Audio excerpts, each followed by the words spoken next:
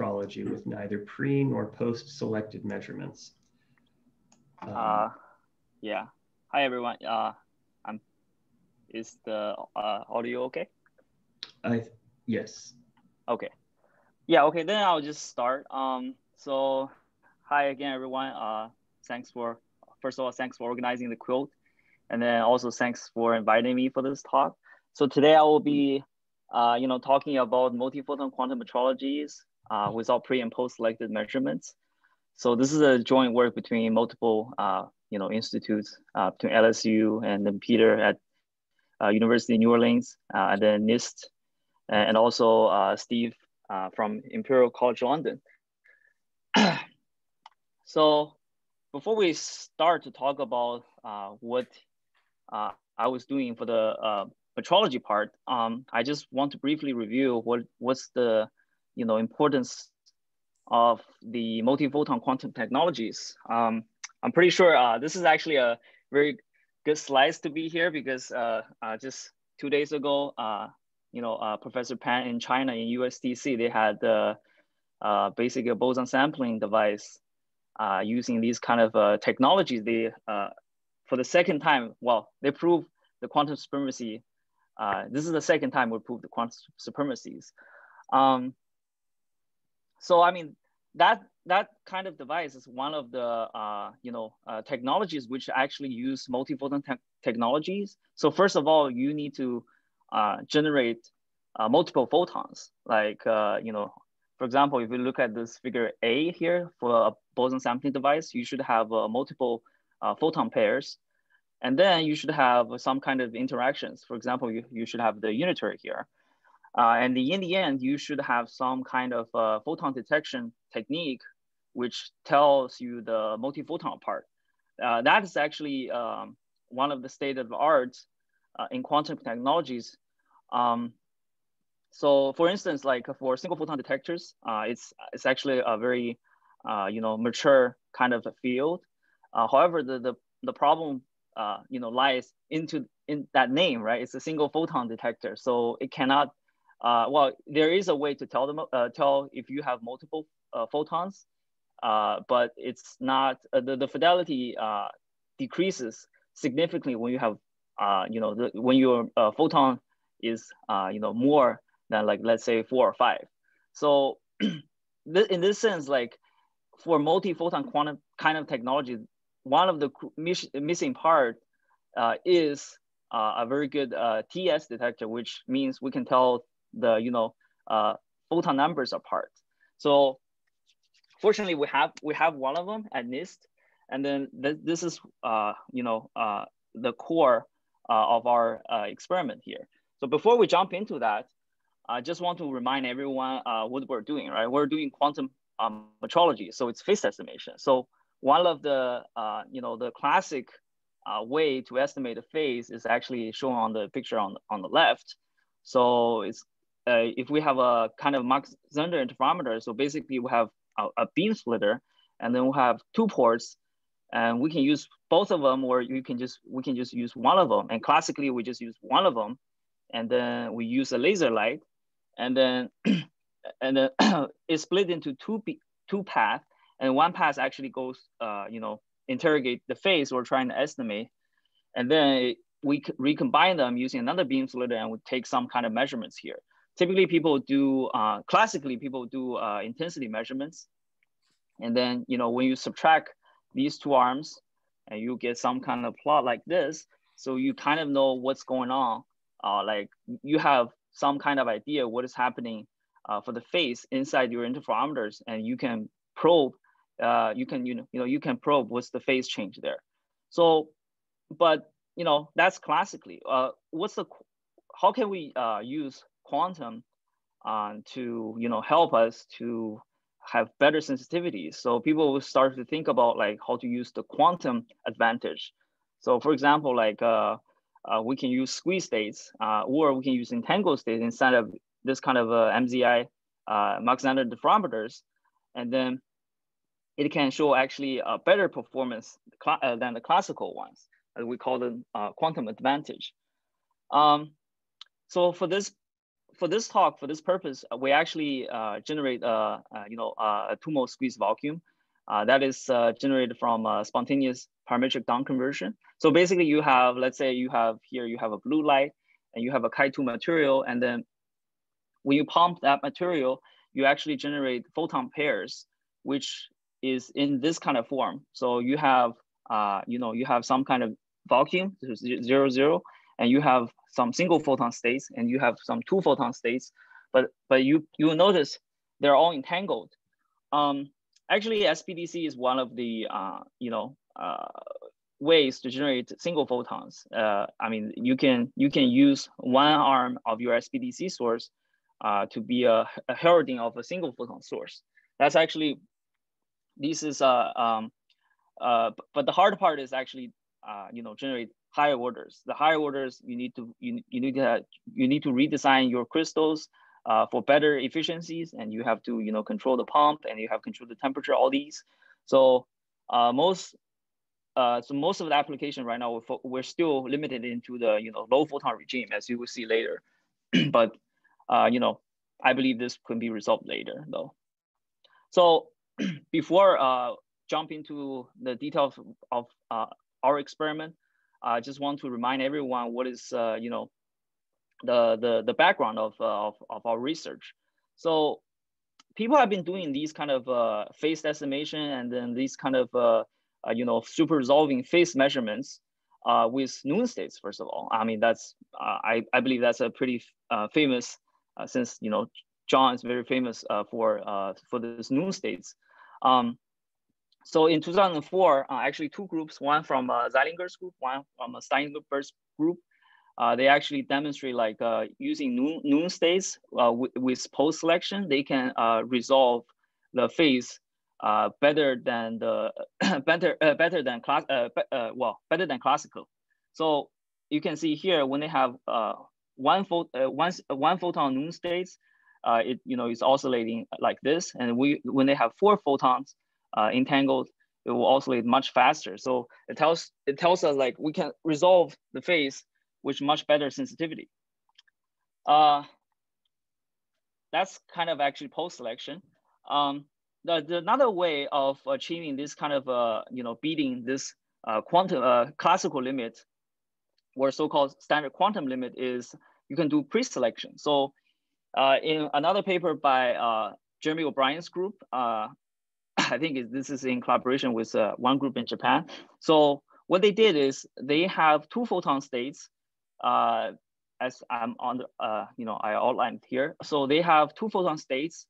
They actually input them into a beam splitter, and then they can generate 4 photons entangled Noon states, and with their original states. And then they pre-select the states to input into their MZI setup. So these also give us very similar plot like what we see here. They can have this kind of fast oscillating curves, which means they actually beat the the standard quantum limit. So these are all good. Another one important paper is actually by Silverberg's group. It's also published in Science in 2010. So what they did is they mix the coherent states with a SPDC source, and then they also the theory predict like after the beam splitter inside the interferometer, they actually generate some kind of Noon kind of state. However, as you can see on the plot on the right, as you can see, they actually do have to post-select. So for example, like here, they say 2 photon rate, and then on the right, it says 3 photon rate and 4 photon rate. So that means like they have, they have a photon-number-resolving detectors, but they have to resort to the, post-selection of the desired state, which can actually beat the quantum, or like the quantum standard limit, or the shotnoise limit. So this actually tells us, with some kind of pre-selection or post-selection, these kind of protocols, we can actually achieve better than the classical. And then one final and actually very important background in this is in 2007, Jeff Pride's group in Australia, they demonstrated the unconditional violation of the shotnoise limit in quantum metrology. So what they did is they have a very high efficient SPDC source, and then they have a common pass interferometer, and then they use a single photon detectors. So this is actually one of the breakthroughs in the quantum metrology area, is that they don't do any kind of pre-selection, post-selection. So for example, in previous few papers, they actually have to pick the state which is good for the phase measurement. They have to throw away the bad ones because the bad ones will be detrimental to their experiment. However, in this paper, they actually don't throw away any kinds of events. However, one drawback of their protocol is, as you will see later, is since they have single photon detectors, when they have higher order photons, they cannot tell them apart. So in another word, like if you have two photons arrive at the detector, well, one photon arrives at the detector at the same time, they cannot tell them apart. And that's actually limits their ability to make this protocol universal, because when they have like a brighter source, their protocol fails. So I mean, just to summarize, the previous protocols, some of them they did not properly account for all the resources they're using, so they're kind of selecting their favorable outcomes, and then in some experiment, even like for example for null states, if you lost even a single photon in the null states inside your setup, you lose all the phase information you have about the phase you're interrogating. So that's actually detrimental. You don't want that.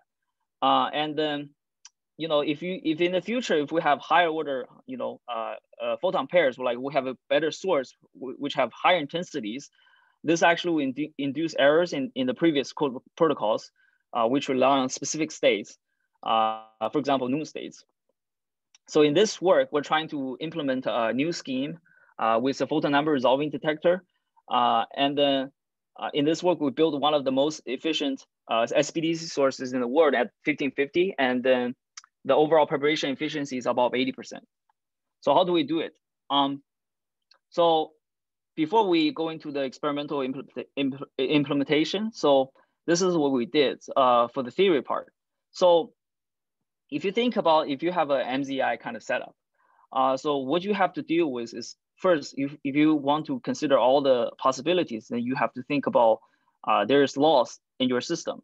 So for example, if you have two arms like S and I, signal idler, before you go to the beam splitter, you have some preparation inefficiencies. That means like, when you couple your light into the beam splitter, before that, you already lose some photons.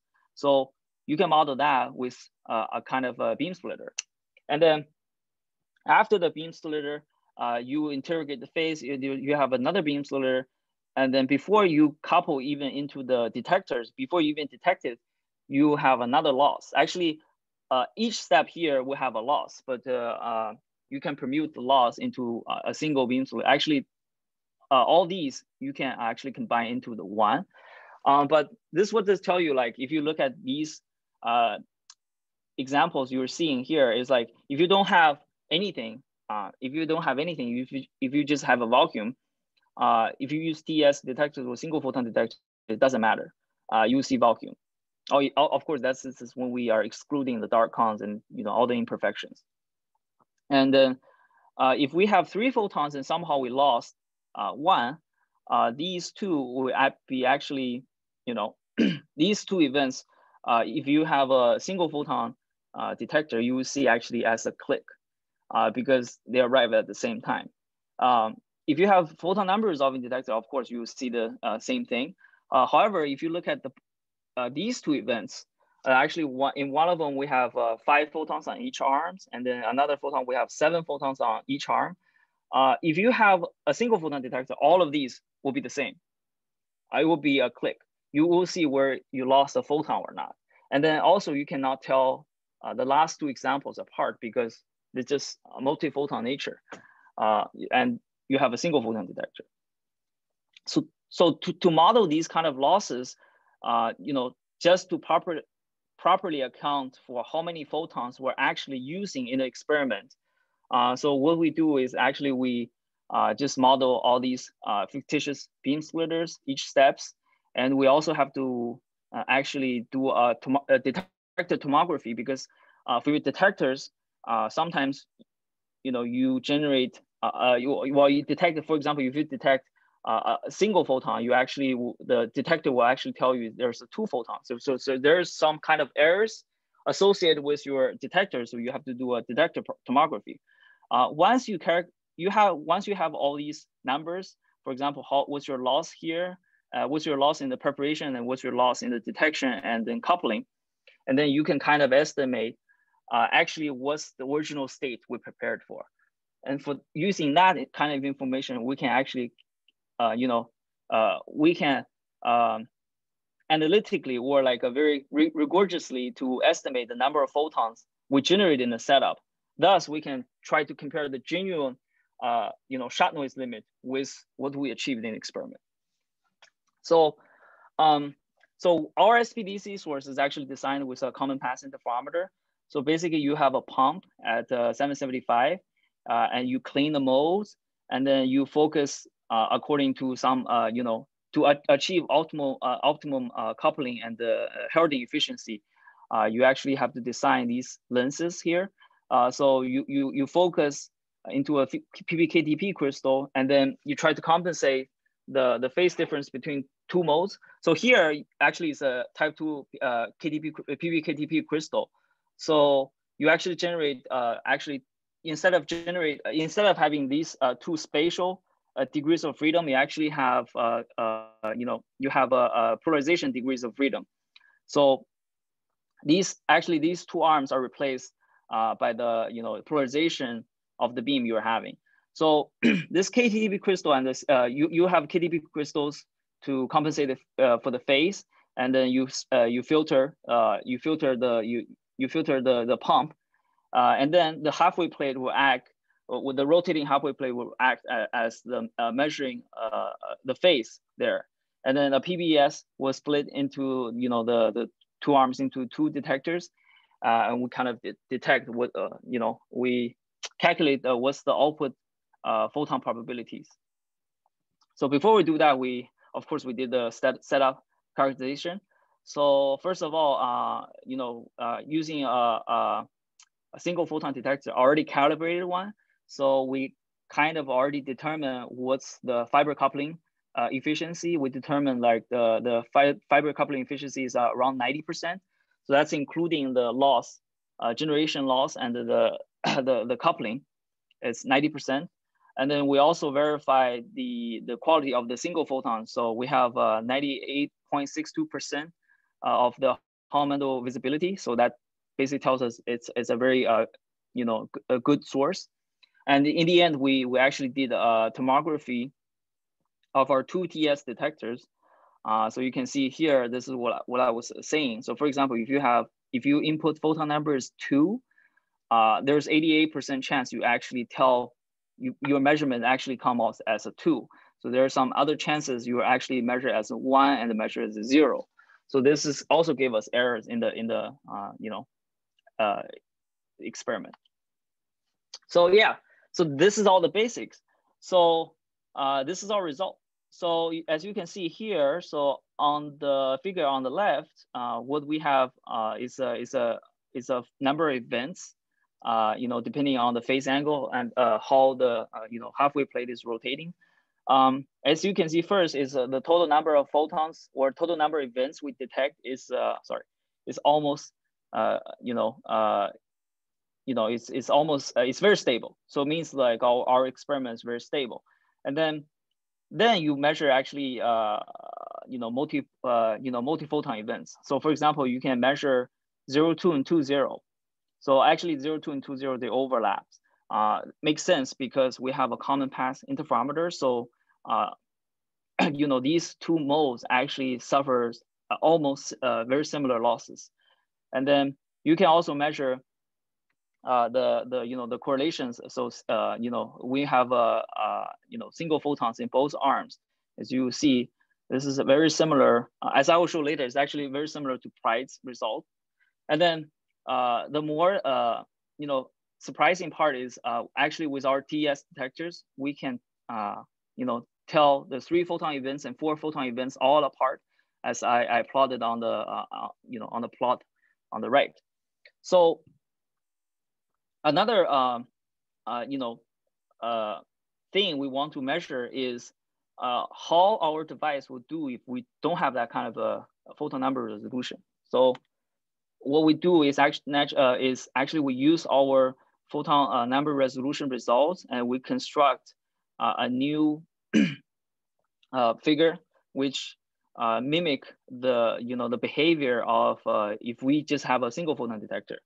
As you can see, all these high order events adds up to here, and also here. So everything is changed a little bit, and then based on these 3 plots, we actually can calculate the event probability. So we have P00, P01, all these photon number probabilities. So then it's time to actually tell how good we're doing, right? So one way to tell that without actually from theory, right? So what we can do is we can calculate the classical coefficient information based on the probability distribution we just have.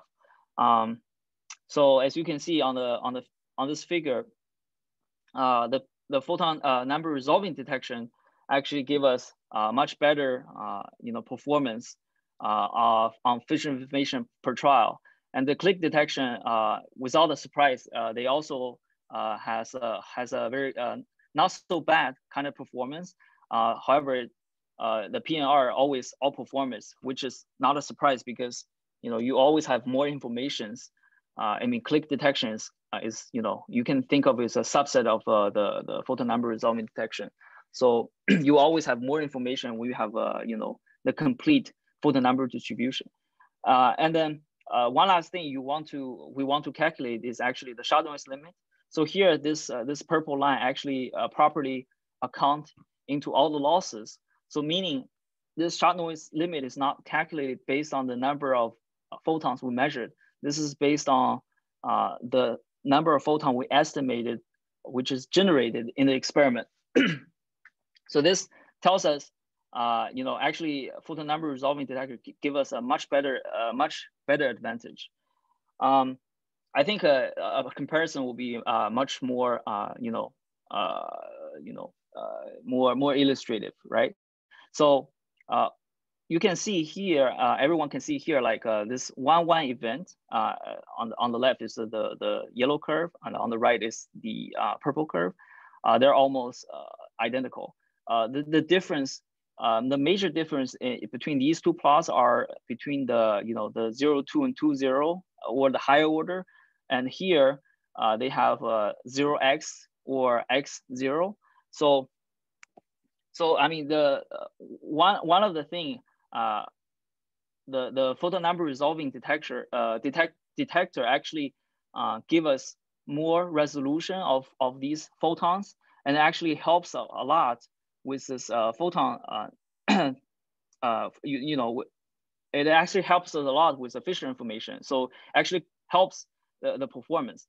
But another important thing is, if you have a photon number resolution capabilities, when your source is much stronger than this, for example, if you have let's say, actually, if we go back here, as you can see here, these 2 photon events are in the order of 10 to the 3. And then the high order events for like 3 photon events are order of 10 to the 2. And then for 4 photon events, it's 10, almost, let's say 20-ish. So if you have a better source, which generate higher order photons, it will actually help you better. Actually, according to theory, your fission information curve will be almost saturating all the phase, inside your for all the phase space you're probing. That meaning you're beating the shotnoise limit at all the angles. That is the ultimate goal of one of the ultimate goals we want to achieve. And then another thing you want to compare is, the kind of pre-selection or, the pre-selection or post-selection on the, effect of our device. So you might wonder like why on the left, the shot noise limit is beat by their curves, more, but not on our simulation. So one of the, this is actually echoes to what I was saying, because in their experiment, they have to tune to guarantee they actually have a noon states with n equals to 2. They actually have to tune down their brightness of their source. So meaning like, they rarely generate some 2 photon events. But here we tried our best to crank up the power. So we tried our best to generate higher order photons. And that kind of error, actually, that's what I was saying before, the error actually reduced their performance of our protocol, because that is kind of an error in their experiment, but it's actually a boost for our experiment. That's the difference. So I guess it's, it's just conclusions. So after 20 years, so we demonstrated the first protocol, universal protocol for quantum metrology that use multiphoton states. And we do it without any pre or post selection. And then the photon-number-resolving capabilities actually help us to tell the multiphoton events, which help us with the Fisher information, which help us to perform better estimation than the standard quantum limit or like shot noise limit for almost 65% of the phase angles from 0 to 2 pi. And then in our current system, we have around, I think 80% loss, but from the theory prediction, our system can handle up to 28% loss. That means if we actually want to implement this in real world, to harness the quantum advantage of the metrology, we can insert a sample with up to 11% loss at this point, and we can still beat the shot noise limit at some angle. So this goes without saying. So this unique feature of our technique will be very important in multiple things like quantum imaging, boson sampling, and quantum networks. So that's it. Thank you. Thanks everyone. And thank you, Chenglong. Okay. So does anyone have any questions for Chenglong?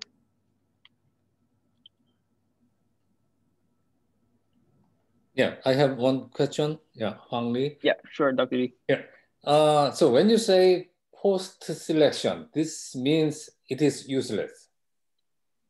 I wouldn't say it's useless. It's. I mean, as you can see here, I mean, all of these work are post-selected, because if they don't do post-selection, first of all, I think in 2004 they don't really have that kind of technology to actually TS. I don't think TS is mature in 2004. And another thing is they have to actually pick these noon states. That's because their protocols demands that. If they don't have these noon states, their protocol doesn't work. So the post-selected, I wouldn't say it's useless. It's useful in a way, but from resource kind of standpoint, you are wasting a lot of energies, right? For example, to generate a noon states for n equals to 4, you will wait a lot of times, and then that's just not good. Yeah, as I remember, these two curves, they are like a back-to-back papers in the same issue. Yeah, they're actually back-to-back on Nature. And the Canadian ones, the Steinberg one is it is useful one. So in some sense, the Zeilinger one is somehow you cannot use this quantum state for any other use.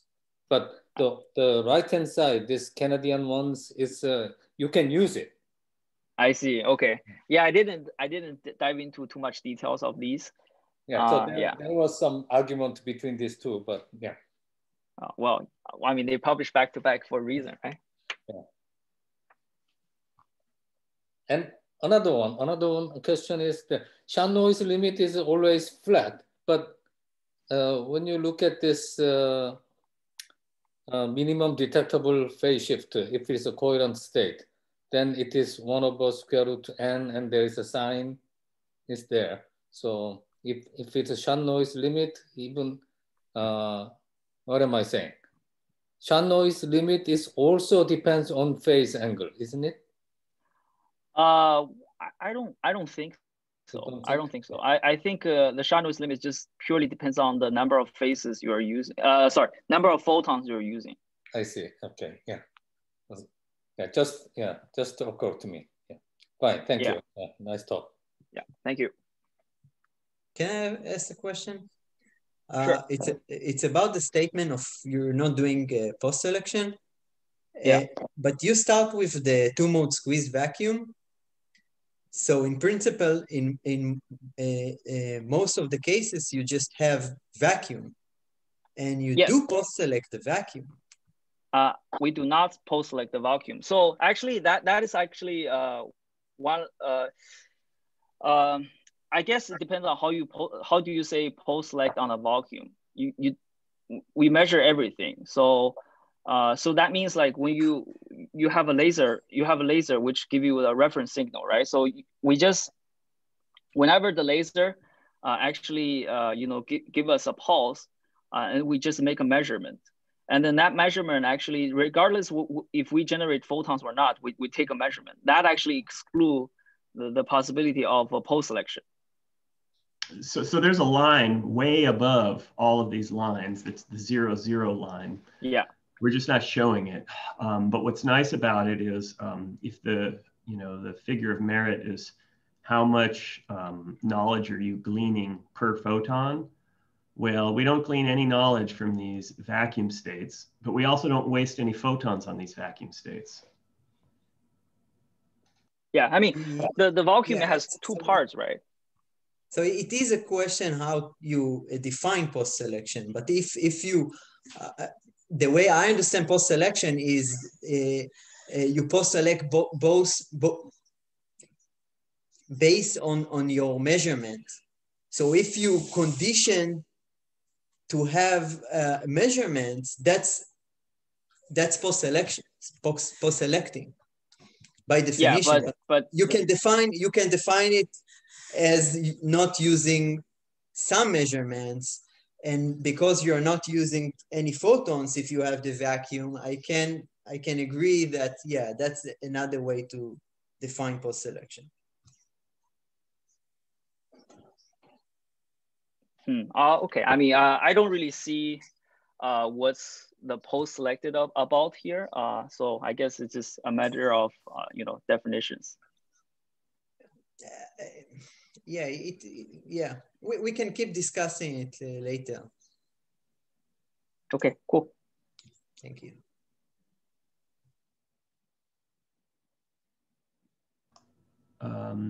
So I guess maybe that's it. Well, let's thank Chenglong